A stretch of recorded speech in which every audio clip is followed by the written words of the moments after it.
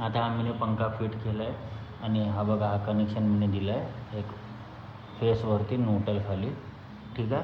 आणि ह्याचा जो कॅप आहे तो मी नंतर लावणार, का की आता त्याचा कॅप काढलेला नाही तिथे, तर मी त्याला नंतर कटिंग करून लावून टाकेल, का की मला जागा नाही जमत ते फिटिंग करायला, ठीक आहे. आता याला चालू करून बघूया. हा झालं.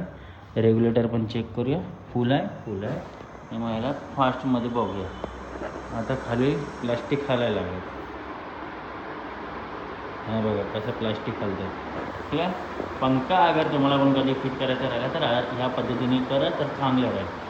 नंतर मग याला चेक करूया आता की आता पंखा तुमचा झाला आहे फिटिंग बरोबर झालं आहे की नाही, काय डाऊट आहे की जास्ती व्हायब्रेशन होतं या काय होतं आहे.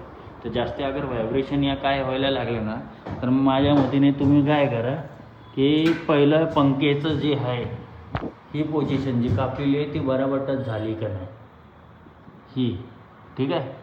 आणि हे जे नट आहेत मी इथे 2 नट लावले आहेत दिसतं आहे आणि एक क्वार्टर पेन, ते सेफ्टीसाठी. आता पंखा हालत नाही, जे पोझिशन आहे ती वरची हालायची, खालच्या साईडला नाही, ठीक आहे. आणि कनेक्शन करताना कनेक्शन ध्यानात ठेवतात फेसवरती न्यूट्रल खालच्या साईडला, ठीक आहे. तुम्ही पण आता घरी बसल्या पंखा फिटिंग करू शकता.